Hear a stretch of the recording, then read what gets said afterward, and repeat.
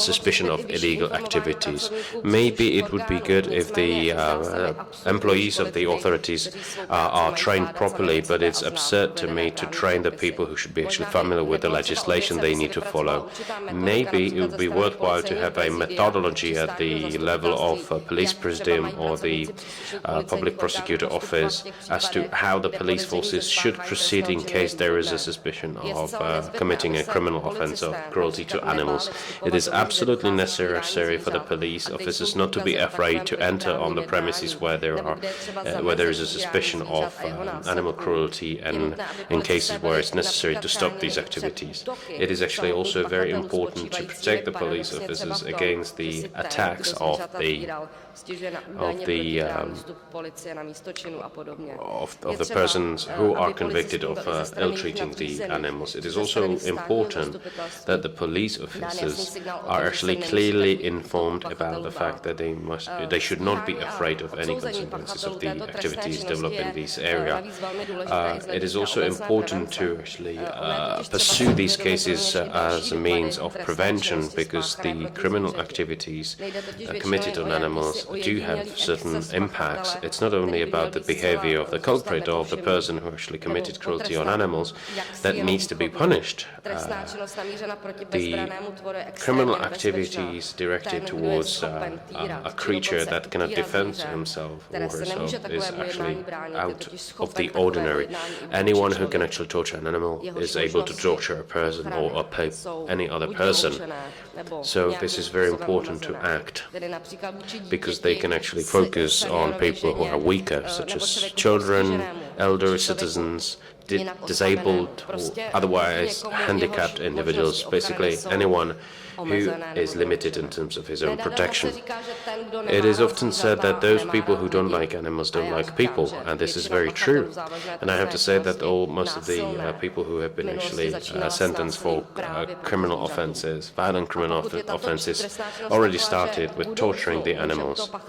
And if this is the case, if anyone who actually tortures animals can also then torture people, we shall not underestimate their activities, and all criminal offenses against animals not only need to be investigated properly and thoroughly, but also punished, because in a number of cases the police had to actually postpone the decision because they were not able to actually find the evidence, or they have determined that this is not the behavior that should be actually considered according to the provisions of the penal code. Therefore, we need to actually make sure that all these criminal offenses on cruelty to animals have to be investigated thoroughly, because unfortunately even a petty theft is oftentimes investigated more thoroughly than cruelty to animals.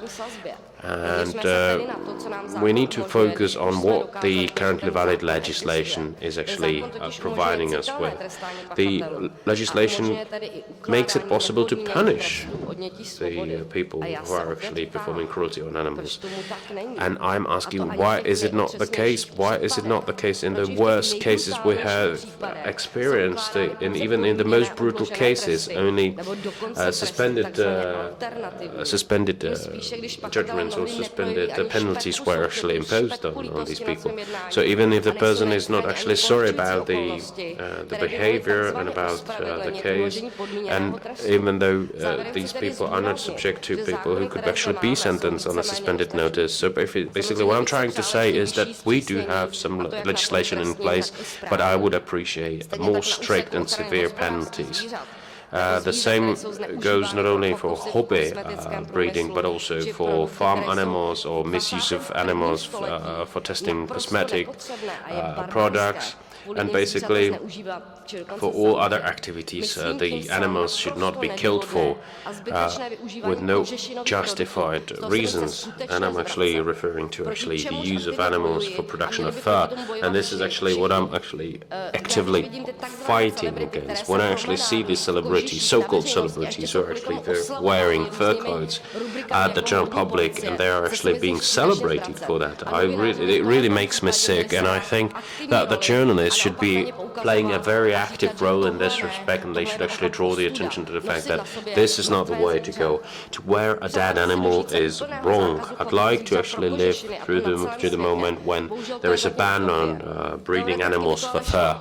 This is utopia. Theoretically, it is possible, but we're missing the people who would not be afraid to actually generate and to create and to adopt legislation like this. So let's start in our country, in Europe, and in the Czech Republic, because in Europe the animal protection legislation is quite strong, and we can make it even stronger, as well as the enforcement. Europe is so powerful that we can actually develop some pressure on animal protections toward the countries where the animal protection is very low.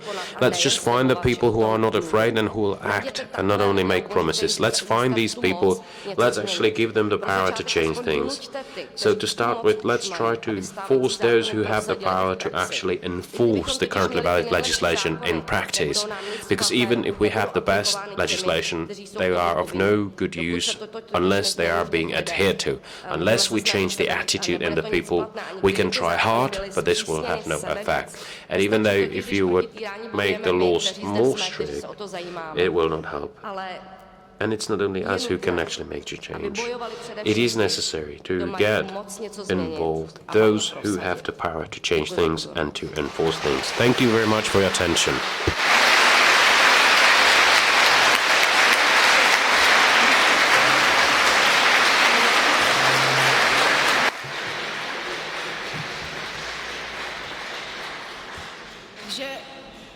So standing ovations, as I have noticed. Thank you very much. You complied with the time limit. I do hope that we have not completely exhausted the interpreters. I myself feel like vomiting when I see the ladies in fur coats as well. Dr. Slamová spoke about the European legislation, which is the topic of the next paper to be delivered by Dr. Pavel Poc.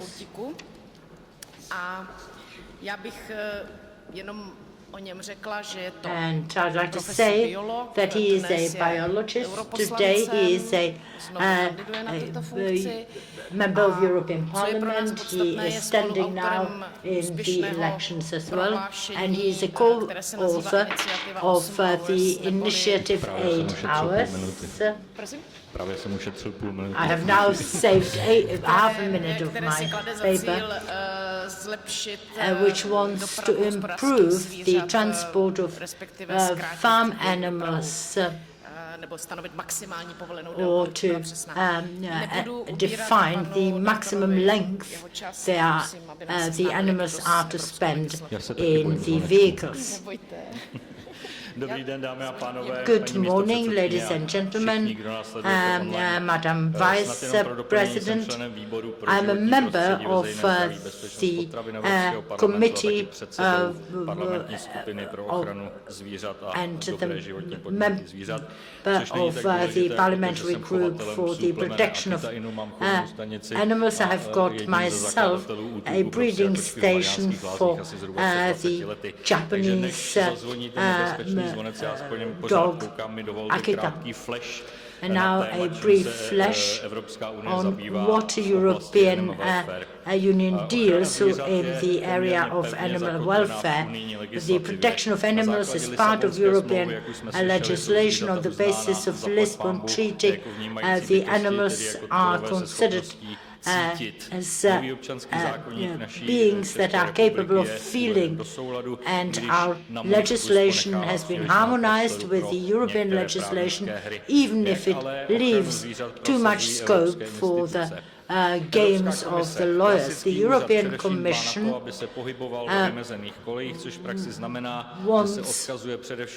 refers to the existing legislation and implementation of the existing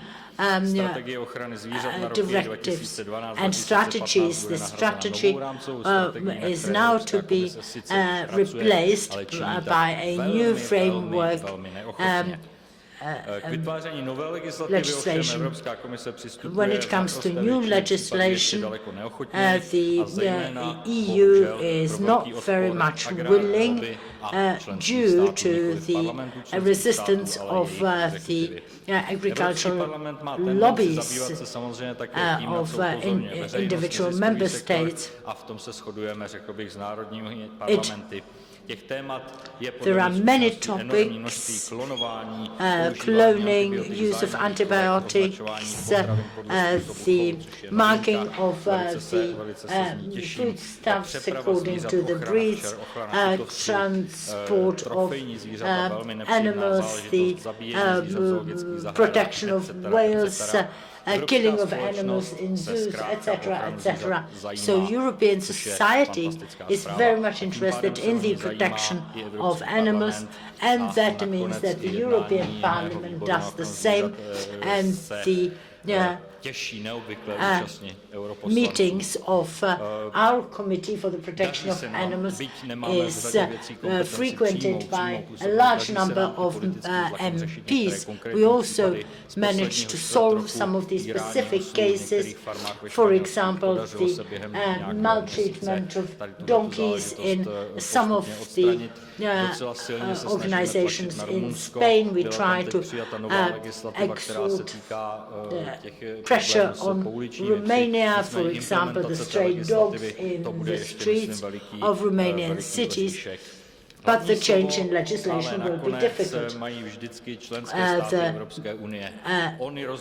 The most important word, however, is left on the individual member states, because they adopt their own legislations, and the representations of national states often have different priorities. For example, agricultural activities or organization of shooting competitions. The member states are the only ones who are competent to enforce the compliance with legislation, including EU legislation, and there are areas which the national states have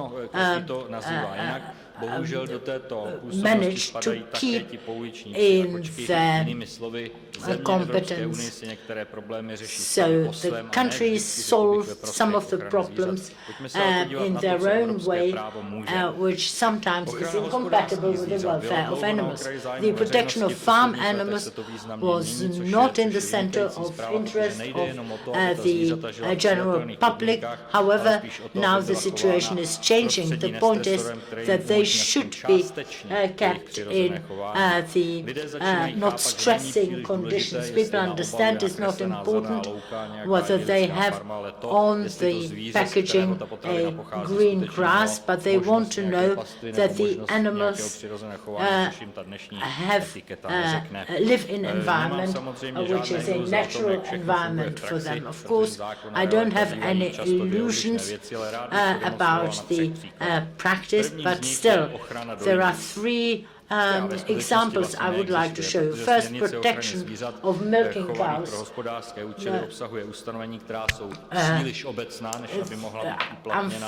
Unfortunately, there are no specific legal regulations of EU concerning the protection of milking cows, and the national member states do not believe there is a problem. I found out that the involved public would be willing to deal with the problems. The stakeholders would be glad to do something about it, but the problem is that the member states do not want to commission the Commission with the drafting of new legislation. Legislation concerning protection of animals is not complied with. The law is on the side of the maltreated animals, but the member states do not Czech Republic actually is not doing too badly in this respect, but what we require here is the absolute minimum. It's not a luxury for pigs.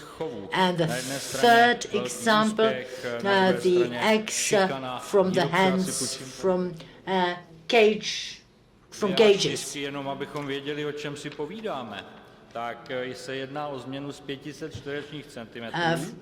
Originally it was 500 square centimeters. That's this. And it should be enlarged to 750 square centimeters, which is this. So this is the great progress that we have achieved by enlarging the cages for hens. The reality is not really rosy. That's why we want to improve the marking of the egg products, which is actually required not only by the consumers but also by the producers. Yet again, the member states' governments are not very much interested in it.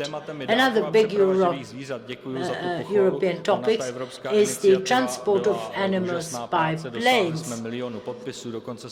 We have collected 1 million signatures, and majority of European MPs signed the petition, but European member states are not interested. Yes.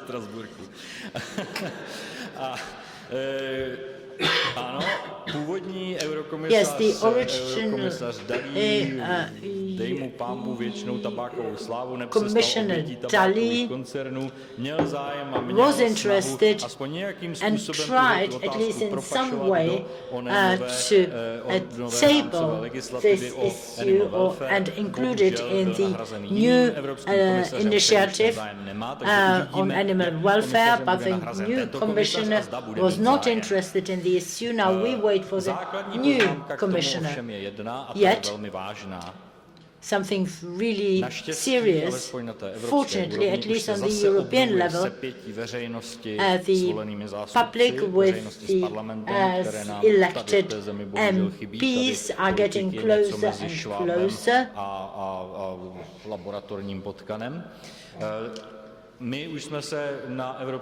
On European level, we have already learned that the NGOs and citizens cannot do much without the MPs and vice versa. So as long as this cooperation perseveres, we will be able to achieve something. The invasive species, we have managed to introduce the new legislation, for example, struggle for the health of bees. However, member states want to abolish it again. Mr. Karel Hansenka from the agricultural holding Agrofert says this nonsense measure will lead to the loss of various plants in the fields and will lead to greater use of insecticides. Then the trade with endangered species, the fight against various products. Czech Republic in this respect is doing well, but many countries don't. And we do hope that our grandchildren will one day be still able to see a rhinoceros or an elephant in nature. We want to stop testing of cosmetics on animals, which actually has been introduced in European Union, because without the pressure of citizens, the European Commission actually introduced this measure. Finally, I would like to say that the Prague will this year host a congress on the alternatives to the tests on animals, and I do hope that the Czech legislators will not celebrate this by a step against the animals. Thank you very much for your attention.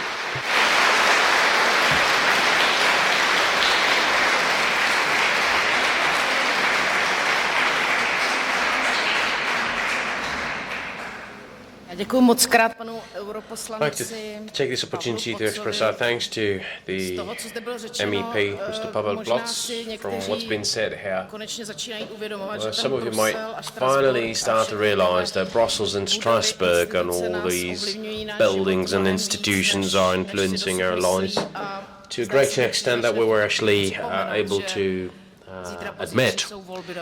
And it's well worth considering and reminding ourselves of the fact that tomorrow and the day after tomorrow the European elections will take place, and by not casting your vote or ballot and just saying that you don't like them, there's no benefit. So since we are being influenced by the EU and the MEPs, so if you want to change something, if you want to have some influence, go and vote in the European elections. So this was a little or a short civic sort of appeal. Now we have a discussion, and we've planned 20 minutes for the discussion. So what I will try to do now is to keep an eye on myself, and I have a few applications for the discussion. Or, respectively, I'd like to ask whether the ones who already asked their questions, whether they want to actually speak in front of the microphone. One question was directly handed over to Dr. Glasnova, so if you would be so kind and tell us what it was about. I got a question about what do you think about obligatory chipping of dogs already at the young age. So whenever there is a newly expected a dog, then it needs to be chipped, and whether or not it should be obligatory to actually chip the dogs when you want to actually donate it to someone else. So as I have already mentioned, chipping of animals and chipping of dogs, it is not obligatory at the moment in this country, which is in my opinion the fundamental issue. The other thing I'd like to refer to is the fact that there's also, apart from chipping, we can also tattoo the animals, so we should actually sort of try to unify this. I think that chipping is the method of the future, although there are some people against chipping, and some of the people who protect the animals, especially in the puppy stage of the life of the dogs, because it's painful. But you know, the vets, once the puppies reach 7-6 of age, they can be chipped. They usually do it between the 7th and the 8th week of age, and the way I understand the question is whether or not chipping would actually help us to reduce the issues related to puppy farms. I think this is one of the ways to do that. Of course, chips cost something. It would actually increase the cost of breeding animals. So of course it increases the cost, and it would make the life more complicated. So on one hand, it could be a way how to fight against the puppy breeding farms. It's one of the solutions. It's definitely not a conceptual solution. But if you want to travel, you need to have a chipped animal, because you need to have an animal pass, and the animal has to have a chip. I would like to actually have the chipping as obligatory for all the breeders, and of course, as I have mentioned, we would have a centralized database. I hope This was the question, or answer to the question. I've got another question, which is probably to you. There's one, I do apologize. There's one question related to practical experience of villages and municipalities with animal shelters. This is something we'll address in one of the next parts of our conference. There's another question. Stania Horáková, if you would be so kind, can you clarify how to actually punish unofficial animal shelter? So I would like to ask the lady with the microphone to go there. And Stania, please be brief and try to describe what you wanted to ask about. And also try to suggest what to do at the end, because the very last sentence or your suggestion should be a part of the results or conference proceedings or communication. That should be the result. So thank you very much for giving me the floor. What I wanted to say is that there are certain cases when some NGOs or other organizations representing themselves or claiming themselves to be animal shelters are actually behaving in a way that if there is a problem with the animal cruelty being identified in these organizations, and the problem is that in these cases, these offenses are actually being handled in a way that they were committed by an individual person, but these are organizations who are actually being provided with funding, with grants, with land where they can actually build the animal shelters. They are actually using public resources, and it should be that the proceedings should be expedited when it comes to a problem. I have some personal experience with the regional veterinary administration, where it took them a year to resolve the issue or the accusation of animal cruelty, and a number of animals have died. So I think that in these cases, everything should be expedited, the organization should be penalized or actually prosecuted, the animals removed, and generally speaking, these cases, these specific cases, should be resolved in a way to actually proceed as swiftly as practically possible to remove the animals and hand them over to safe hands. So what I wanted to ask was, and that's probably a question towards Dr. Slamova, whether or not this is actually stipulated in the currently valid law, whether there is a difference between how an organization is treated in case there is a problem with animal protection and an individual person. I wanted to say I didn't listen to the question thoroughly, because of course I have to attend to my regular business because my clients will wait. But there is a difference in the law. There's always more severe penalties for legal entities, but I don't know in what your organization, what sort of position your organization is in, or the organization you're referring to is. And of course there are different penalties for physical entities, for individuals, and that's basically standard in all the proceedings law. The penal code is identical for everyone, but as I have already said in my contribution, if you don't know the law, it is not an excuse in front of the court. But if there is an organization that is actually trying to help the endangered animals or tortured animals, they should be aware of the regulation. In the administrative proceedings, there is a difference between the penalties for individuals and legal entities. The penal code is the same. But of course, we do have the penal code for penalties for legal entities as well at the moment. What I was referring to was the fact that the cases I refer to are actually cases that are actually recorded or monitored with the organizations that are actually claiming they are animal shelters. So basically I'm talking about animal shelters or asylum facilities, which are actually asylum facilities for protection of farm animals such as cows or horses, and then due to the lack of expertise, they actually torture the animals and the animals actually die, and it takes a very long time to resolve these issues, and the regional veterinary administration takes a long time to resolve because the people actually appeal against the decisions, and this leads to the fact that the animals die and the organization still gets funding. I understand now. Thank you very much for your clarification. This is what I was exactly talking about. This is exactly what I refer to, and this is about the people who do not do what they should do according to the currently valid law, and they actually do not do anything in case there is illegal behavior, and they only start to act when media communicate. So every month I get information, I get accusations of organizations that are actually taking care of abandoned animals, but not treating them according to the standards, and so therefore it needs to be clearly defined. We need to have a legal framework because many of the organizations or institutions are trying to get as much funding as practically possible. They're doing it as a business. And I think that the people who are here in this room are very well aware of these situations and of these organizations. The Animal Protection League is also very well informed about this issue. Unfortunately, it happens more and more often, but what Dr. Klasnová said, it would very much help. And at the same time, we need to apply pressure on the people who are working in the authorities who are responsible for animal protection. We need to actually make sure they do their work correctly. We need to actually push so they are not in default or in delay when it comes to protecting the animals. But that's something we cannot practically involve. Já nechci brát Kláře tady ten potlesk, ale řekněme, jak by měla znít zhruba ta jedna věta, která se týká této oblasti. What should be that one sentence that would characterize this problem?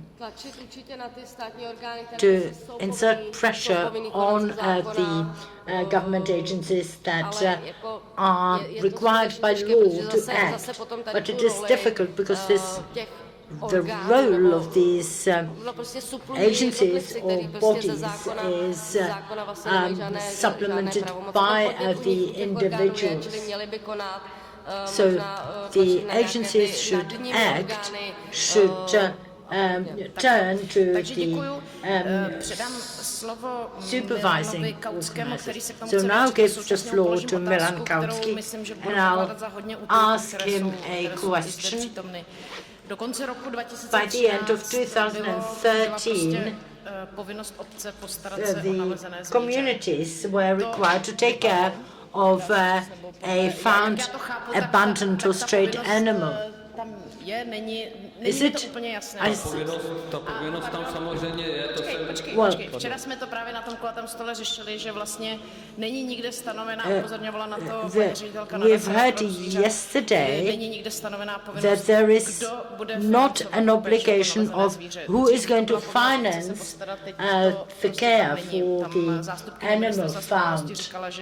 But the representative of the Minister of Justice said that it is not possible to decide who is going to pay for it.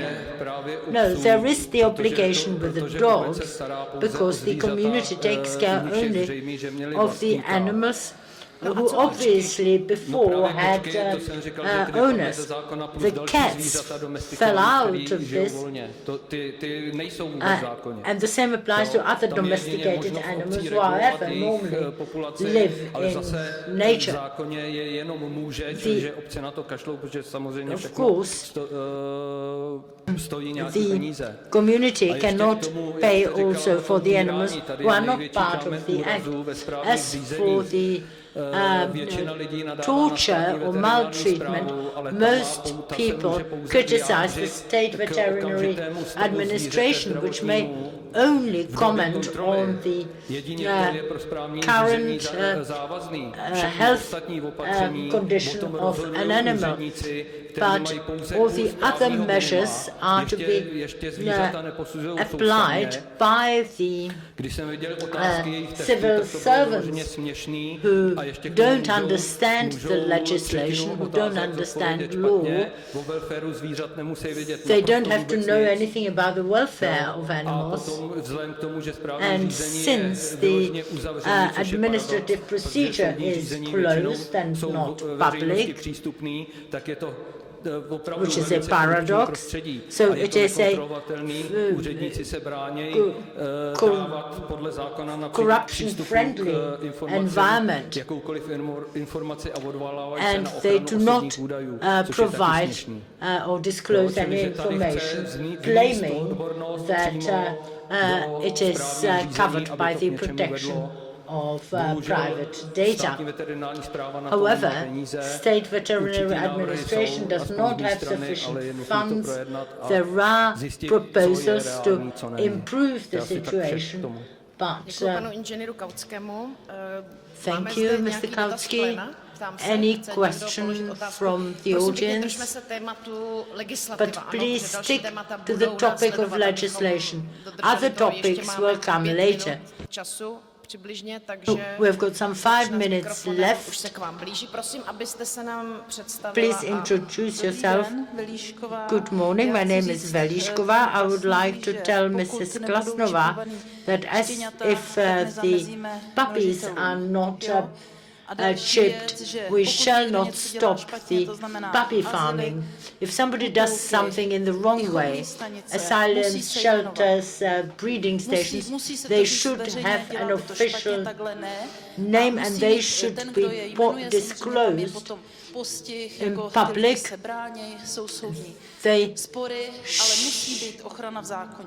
But the protection must be stipulated by law.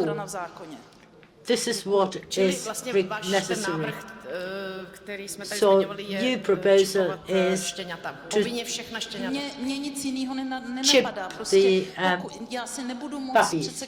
Yes, I won't be able to buy a puppy.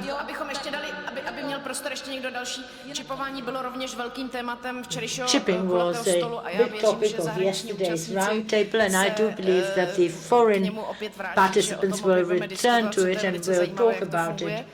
It is interesting how it works in the countries represented here. So still a few minutes left. Introduce yourself, not only by your name, but also organization you represent here. Natalia Nováková, I am a breeder of cats, and I'm interested, of course, in the baby farms. No, this is a matter of law, because there the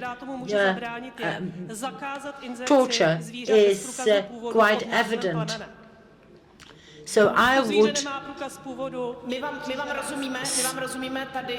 we do understand you, and Dr. Slamová tells me it is impossible to do what you require, and that is to ban the advertising.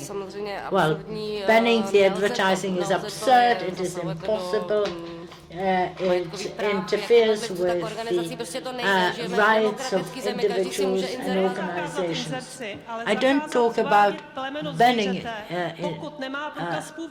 advertisements, but to ban the ads of, about animals with the name of the species if they don't have the certificate. Well, this again would be against the law, it would be illegal. It is from the point of sale and gift, the animal is considered a thing. It would be beautiful if we could ban something, but the regulations against the farms exist. And there are controls executed in these premises. If there were frequent controls that might actually prevent them from continuing in their activities, but the controls are not sufficiently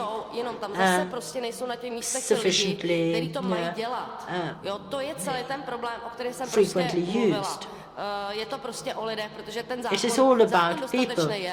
The legislation is sufficient, but not its application. I have noticed the gentleman from the General Financial Directorate who actually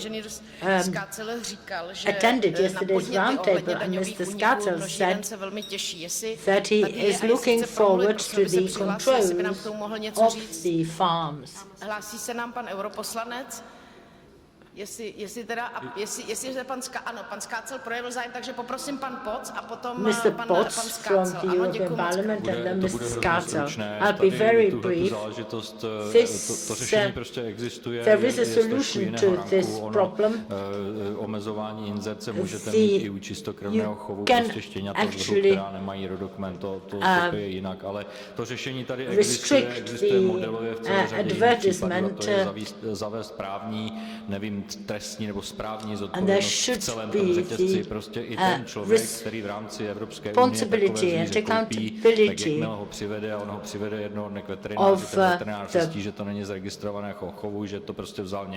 the new owners who should be actually legally responsible for the animal they purchase.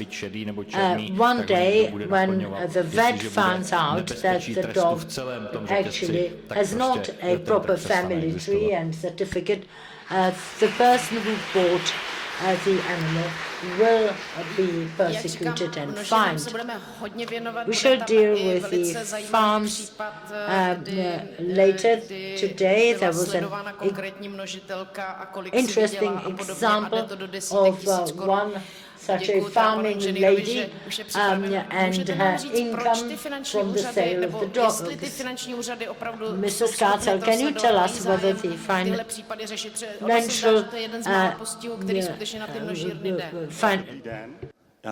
So, good morning. My name is Skácel and I work at the General Directorate of Financial Authority. I just want to comment on that. It's not that easy as you might think. Yes. The financial authority, of course, deals with the information received from the general public. If somebody actually advertises to sell puppies, we have the legislation as communicated by Mrs. Slamova, but it's about the evidence we are able to provide or we are able to use. So we have to identify who did sell, what, to whom, and how much for. It is easy to actually write a letter and say, okay, this lady is selling dogs illegally, and send it to the financial authority. But let me put it this way. We do not get as many suggestions or information from the general public. It's not a global problem, but the financial authority is investigating into this, but we do not keep any statistics. But it is always about how successful are we in the stage of actually providing the evidence in order to be able to actually find these individuals. So I'd like to thank Mr. Skácel. I think we have actually used most of the 20 minutes we have reserved for the discussion. I know that we have extended with the topics to the next part, but I know that you are raising your hand. And do you have something to the legislation? We will talk about the farms, animal breeding farms, later on. So now only those of you who have something with respect to legislation, because it might not be the case, or might be the case Mrs. Lamova will not be here in the afternoon. So, how do we do it?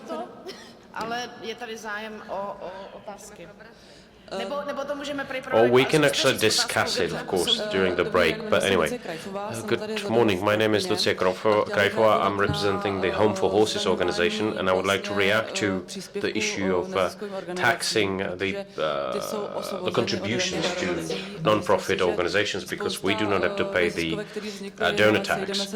And of course, there is a number of NGOs that were founded by three friends who said, okay, let's found a non-profit organization, and they get grants brands and sponsors and benefactors, and they do not actually have to pay taxes on the funding they receive, and they neither have to report how they made use of the money received.